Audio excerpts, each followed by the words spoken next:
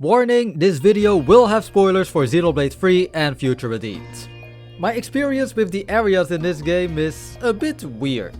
I remember being impressed by Ionios during my first playthrough, but after I had beaten the game, the areas felt pretty forgettable.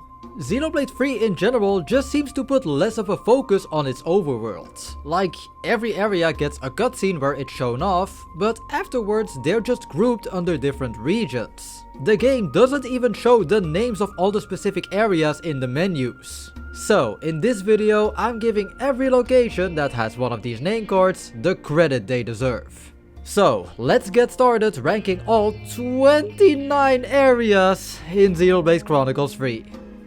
Number 29, Great Sword's Hilt. I just want to say that unlike Xenoblade 1 and 2, I don't think 3 has any bad or annoying areas. There is, however, one area that disappointed me, and that's the Hilt of Sword March. I expected so much more from this area, since for half of the game it was your goal to get here. But then there's just nothing. It's one of the smallest areas in the game, in fact. It only has 2 landmarks, 1 unique monster, and it doesn't even have any music. The only things you'll hear are your characters and this stupid high-pitched bird sound every 5 seconds. This sound effect plays way too often. I guess it's cool that you can see the remains of Galahad Fortress in the background, but there's just nothing else to this area. Number 28, The Cavity from the Great Sword. So, after the city moved in chapter 5, this basically becomes the second half of the Great Sword's hilt. Cool idea, but there's still very little to do here. This is the place where you find the strongest super boss in the game, which is again really cool, but aside from that, there's nothing. Number 27, Ligarty Prison Camp. This place only exists for story purposes, and honestly, I thought the prison infiltration part of the game was pretty cool at first. The music here fits the atmosphere, the story leading up to this was pretty interesting, and then they made us do prison labor. You spent about an hour of the story here watching cutscenes, doing mandatory fetch quests, and fighting some people. There is a reward at the end with what many people consider the peak of the story, but the experience in the actual prison camp is not that great. It also just becomes blocked off from you afterwards up until you do an optional side quest where this becomes the home for Colony Zero. Also, this is the place where you meet Gondor. I don't like Gondor, so this place gets even more minus points. Number 26, the Orion Tunnels from the Pentalus region.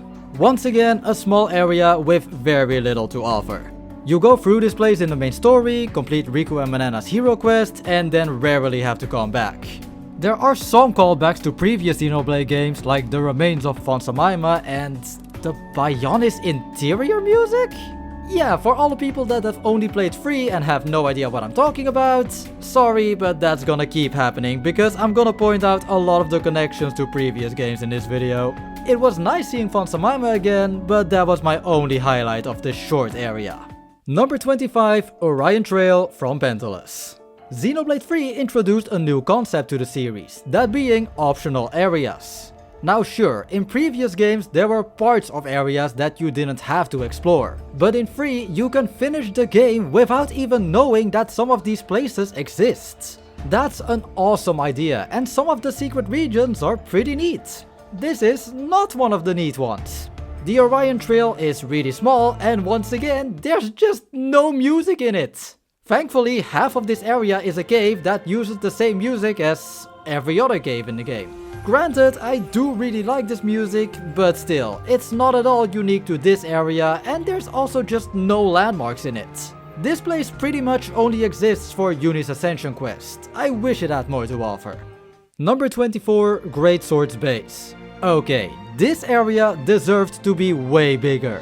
The music here is a beautiful, calm remix of the Sword Valley theme from Xenoblade 1. There's just very little to do here, and it sucks. You have some remains of the Lefterian Archipelago here, a few strong enemies, and thankfully some side quests bring you back here. But that's it. It's an area I wish I could justify spending more time in. For this specific ranking, I decided to divide the areas into tiers, because I feel really differently about some areas that are close together in the ranking. All the previous areas would go into D tier. They're either really small with very little in them, or had Gondor. Next up on the list is C tier. These areas are decent, but they just aren't the most memorable. Number 23, Everblight Plain, Ayatia region. This is the first place you start in, and it's pretty fitting for the tone of this game. No breathtaking landscapes, no bombastic music, just an empty battlefield and a melancholic, chilling exploration theme. Something I didn't notice until recently is that this music actually has a ticking clock in the background. This area really does give you a taste of what you're in for with this game. It's not really a place I like running around in, but at the very least I have to respect it for what they were going for. Number 22, Izana Plains, aka the rest of Everblight Plains. The music from both of these areas is actually called Izana Plains, but I think it fits way better with the previous Left Behind battlefields.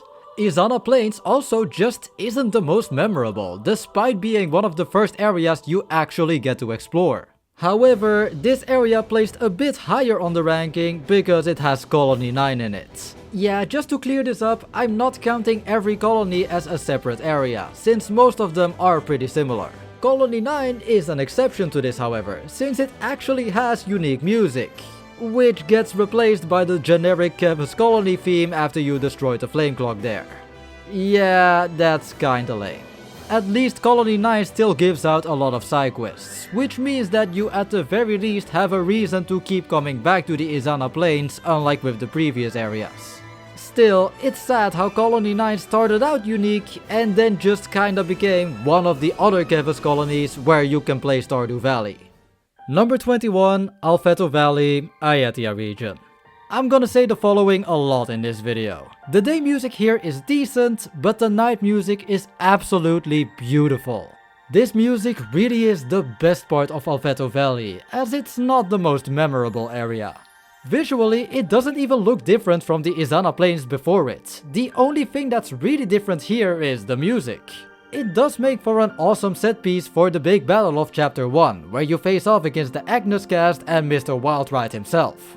For the rest, the valley doesn't have a lot of highlights. It's pretty much a straight line without much room for exploration. But it has some good music and was the stage for an amazing beginning. Number 20, Melnath Shoulder, Ayatia. For the people that don't remember, this is the place where Teach's colony is located. You go through here in Chapter 1 with only the Agnes characters and can then come back to liberate Colony Gamma. The music here is the same as in Alpheto Valley, so once again, this area is at its best during nighttime. There's not much to do here after liberating the colony, but just like Izana Plains, it can stay relevant depending on how much you like doing side quests for Teach. Number 19, Agnes Castle. Man, this area is just another waste. You first end up here after experiencing the crazy events of Chapter 5. It's really relaxing to end up in a place with such a beautiful aesthetic and great music. And yet you barely have to be here. You can accept some side quests here, but for the rest there's nothing. There's even a day and night version of the music here, and for what? Almost no one is going to hear that night music. Thankfully, the castle connects to the Agnes Castle Barbican, which gives you more to do, but that place uses the Arithia Sea music instead. And believe me, you'll get to hear that music more than enough. The Barbican doesn't have much, aside from some enemies for you to fight, which is something at least. I just wish there was more in the castle part so we'd get to hear the music more. And now we're moving on to B tier. These areas are good. I like the time I spent in them. Number 18, Ribby Flats, Fornis region. This place is not that special, but it does its job. You come here shortly after you freed Ethel's colony. Now the game gives you a breather and brings you into a field with majestic music and lots of room to explore. The Ribby Flats do give you a sense of freedom when you first get there, and it has Baldi's colony in it, but it's just not a noteworthy area for me. The music here is pretty good, but I just prefer the OST from a lot of other places. Number 17, Raybal Tableland, Fornis region. Normally, I don't look at how good the story happened to be while you're in these areas. Chapter 5, for example, might have its best moments in the prison, but that doesn't change how tiring the gameplay experience was. The Tableland, however, uses its environments to tell the current story. Shortly after entering, Uni finds the remains of the colony from her previous life and her own husk. It's also the place where Tyon starts reminiscing about his own past when he sees a randomly placed Saffronia tree. The music here contributes to the storytelling. The nighttime music, like always, gives us a calm piano piece, but I want to highlight the day music this time. There are other areas in Free which go for more calm or surreal music, but the day theme here really is something different. Even songs like Alfeto Valley or Izana Plains still have some kind of grandeur to them. They still have that Xenoblade energy or even bring out a choir, but Rebel Tableland just has a sober, melancholic song. It feels like a track that could easily belong in a game like Journey or Shadow of the Colossus. The Tableland isn't the most interesting to explore and it can be seen as a generic grassy field, but its unique ambiance really set itself apart. Number 16, Keva's Castle. Sword March might have been the destination for your characters in the early game, but this is what I was looking forward to for the first few chapters. Finally getting to enter Alchemov to hopefully get some answers from Melia herself. The castle has really sinister exploration music, and it even has a unique battle theme, which is basically a more tense version of the exploration theme. This place also happened to have a lot of strong robots to fight, which I really like too. After you're done with chapter 4 though, there's no real reason to come back here until you've freed Melia. There were some wholesome character interactions with the queen here, but nothing that I'd really attribute to the area itself. Number 15, Danag Desert, Fornis region. I thought I was going insane when I recognized the Torna Desert in the trailers for Xenoblade 3. Then I finally saw it in the distance while I was in the Fornis region for the first time, and it turns out it really is the same desert, with the same name and everything. That was really exciting. But the place lost out on a lot of its original charm. Gone is the sexy saxophone theme, and instead we have more traditional desert music. Danag Desert just feels more desolate and lonely now. And then it hit me. This music isn't similar to any of the Torna DLC songs, it's similar to the Land of Morafa music, the place where the Tornan Titan would ultimately end up in too. The desert does have a unique atmosphere, and once again, I can't say that I love it, but I do respect it for going for something different. Number 14, Syrah Hovering Reefs. Oh man, if some of the previous areas were too small, then this one has the complete opposite problem. The reefs bring back the floating islands from RFC, but instead of using transporters, you now have to use grind rails. This sounds fun, but it takes a very long time to get from one island to the other here. This is something I'll give Xenoblade 3 in general credit for. It was a great idea to make unique monster graves count as skip travel points. In Xenoblade 1 or 2, some areas had way too little landmarks, or they were way too spread out, which meant a lot of walking after you died. Partially thanks to the graves, this issue is almost non-existent in 3. But the reefs are the biggest exception. The rail grinding already takes a while, but every island also has a lot of verticality, which means you often need to spend time climbing vines too. If you want to save yourself a lot of time, you'll need to unlock these gravestones, but that can be easier said than done when some unique monsters are either too high leveled or just way too cute. Like, come on, you can't expect me to kill this thing, man.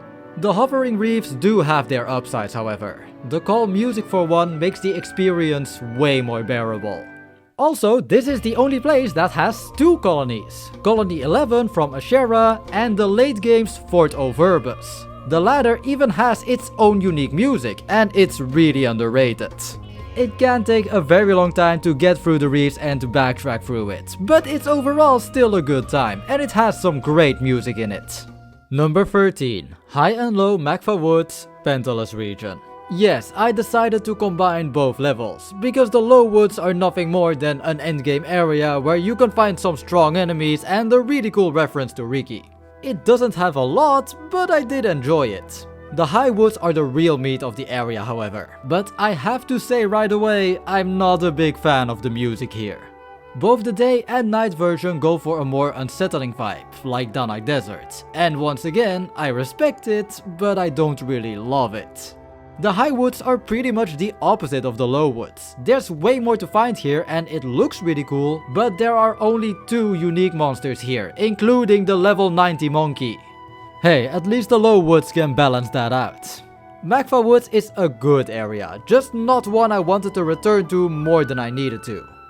Number 12. Aegis Wilderness, Fornis region. Most people don't get too excited for desert levels, and it's obvious why. You either get generic sand levels or generic desolate landscapes. Aegis Wilderness managed to interest me right away, however, because the Fallen Arm is there. The music here also really started to grow on me. The day music is really relaxing, but this time the night music starts off more forceful and really makes this area feel more dangerous, before calming down around the 2-minute mark to give us a more calm piece of music. Aegis Wilderness is one of those areas where I avoid skip traveling too much, because the later parts of the area themes are just too good. You also have a good mix of high and low level enemies here. Special mention to Tracy, I spent like an hour trying to defeat her on my first playthrough. I swear to god, she's impossible to kill before you have Ethel and chain attacks. Number 11. Origin. I love this as a concept. In one of the rooms you can for example see that it exists out of a bunch of core crystals, which explains how the sphere can store all the information. On a gameplay level though, it's alright. I remember this place having some puzzles that gave me Evermind's flashbacks when I first saw them, but they turned out to be alright. In the end, however, I spent most of my time here, like I did in every area, trying to defeat the same unique monster over and over. Yeah, Origin has a lot of enemies, and I'm gonna be honest, I barely remember how Origin's exploration music sounds. The only thing I remember is the exclusive battle music there. This is not necessarily a bad thing, however, because this music is a great remix of the tactical action theme. Overall, I still prefer Prison Island and the World Tree as final areas, but Origin was still enjoyable in its own right. And now we're at the top 10, which I will make the cutoff point for A tier. These are some of the best areas this game has. Number 10. Capricorn Peak. So, I've heard some people call this area things like mid, and I can understand why.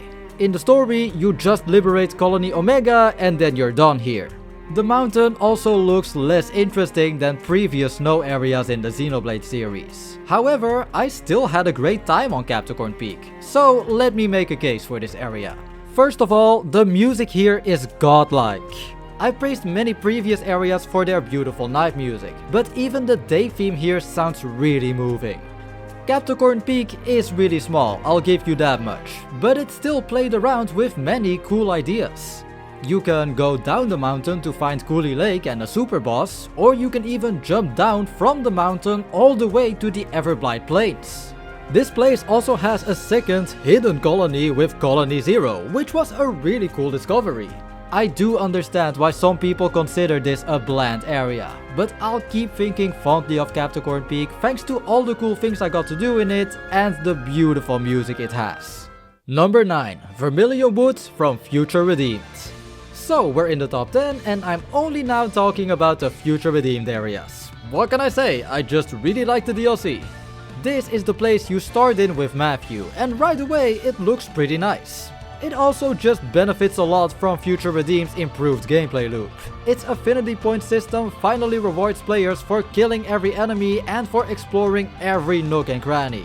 This place also has the same music as most of the Saint Omnia region in the DLC. Kind of.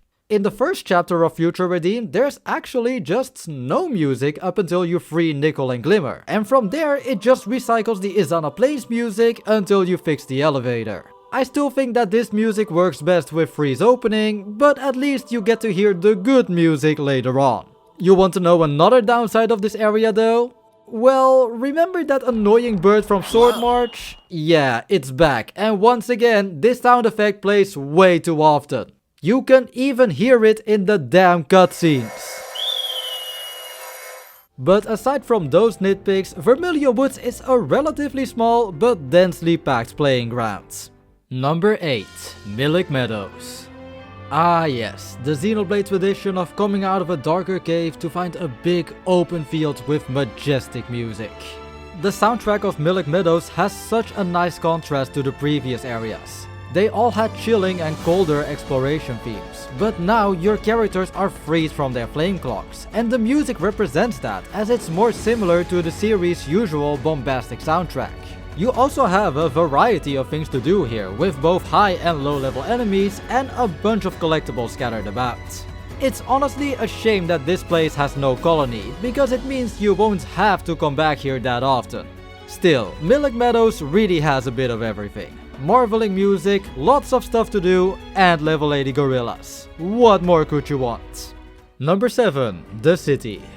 This is it, the true goal you were working towards in the early chapters. Right away, the music just gives you an otherworldly feeling. It really puts you in the shoes of the main characters, as this must have felt like some kind of sacred place to them. As a fun fact, the music here is composed by both Manami Kiyota and Yasunori Mitsuda, the lead composers of Xenoblade 1 and 2 respectively. It really symbolizes Kevus and Agnes coming together to found this place. The city also has a bunch of side quests, and I recommend you to do all of them, because, pro tip, you get a buff to your movement speed when this area reaches 5-star affinity. The city really left a big mark on the story, and it has so much to offer that it deserves a high spot on the list. Number 6. Great Coty Falls, Pentalus region. This is the most relaxing place in the game. Both of the music pieces here are absolute winners. They basically have an identical melody, but the night music really comes out on top with its slower pacing and the extra instruments they added. The atmosphere of the falls really is something else. I loved every second that I spent in this place, and that secret area is just breathtaking. Also, this is the place that introduced the Otil enemies. They're adorable, so this place becomes even better. Number 5. The Black Mountains from Future Redeemed. This is everything I could have asked for with a final level. The Black Mountains really just took 3 of the best areas in the series and mixed them all together. The music playing here really helps to build some tension up. Even the night version of this song does not calm down and still brings out the electric guitar. The slow climb of this mountain was amazing, and I especially appreciated all the enemies that acted as nice callbacks to Xenoblade 1 specifically. The biggest downside to the Black Mountains, however, is how many ether slides you have to build. There were a few times where I had to backtrack to grind to get more ether cylinders. There were also 1 or 2 times where it was confusing to find the right way, but for the rest, this area did everything right. Number 4. Colony 9 in Yesterdale from Future Redeemed. The DLC really felt like a love letter to the entire series, but they really went all out with the fan service for the first game. I'm not complaining, however. Xenoblade 1 was the first game I played of the trilogy all the way back in 2016. Exploiting my nostalgia for it is an easy way to score points from me. I could not believe my ears when I started a battle here and heard the original battle theme again, followed up with the original version of the Colony 9 music. It really was great to see the original Colony 9 again, with almost all landmarks intact and new music that implements some of the hometown music from the original Xenoblade. This place just made me really happy. It does feel unfair, however, that Xenoblade 2 didn't get a big callback area like this one. But the fans of that game at least got the picture at the end of Xenoblade 3's base game. Number 3. Elaine's Highway, Fornis region. This is the area that impressed me the most in this entire game. When I set my first steps in this area, my jaw just hit the floor. I could not believe how good it looked. Then I realized the music is a remix of the Machina village theme. What did I just say? I'm really biased towards Xenoblade 1, and reminding me of it is an easy way to score points with me. I then headed out of the area because I was too low leveled at the time. But it felt amazing when I could finally come back and explore this area and the Fallen Arm again. I actually like how the Elaine's Highway is optional. Because of that, I accidentally found it earlier on, and the anticipation to explore it later kept building up more and more. The last time that I instantly loved an area this much was for Xenoblade 1's Subtle March or Valak Mountain. Elaine's Highway was just such a big surprise for me in all the right ways. Number 2. Erithia Sea. Yeah, this just doesn't feel fair. So, you know how every other region consists out of the smaller areas that I've been talking about for the past 15 minutes? Well, 90% of the Cadencia region is just Erythia Sea. It's by far the biggest area in this entire game. Because of its size, however, the game just decided to give you a boat. This was seriously one of the things I was looking forward to the most from the trailers. There are tons of spread out, huge islands to find. Some of my favorites include the Lost Colony from Tayon's Ascension quest, the physical remains of the Spirit Crucible, and the successor to the Spirit Crucible, aka the Malevolent Hollow. This place limits your Ouroboros transformations, but thankfully it's an optional late game area. There's even more to find, and granted, even with the boat it can still take a long time to get to certain places. Those tedious moments are way more rare than in the original RFC, however, and more than anything, I just find it funny to see how my map looked. And to top it all off, the music is incredibly relaxing. This is my favorite area from the base game of 3 and my second favorite overall. Number 1. Ragmo's Desolation and Aurora Shelf from Future Redeemed. Yeah, look, I know combining two areas looks like a huge cop-out, but come on, these areas have the same music, they look identical, they're right next to each other, and I like them for similar reasons. If you want me to choose, then I'll put Ragmo's Desolation at number 2, Aurora Shelf at number 1, and every other area just moves up one spot. Now, let's talk about why I love this region. First of all, the music is a banger. The soundtrack in 3 is not as bombastic as in 1 or 2, but they really went all out for the Sant Omnia theme. This is one of my favorite day themes in the entire series because of how energetic it is. The night music, on the other hand, is, like I've said 100 times now, just divine.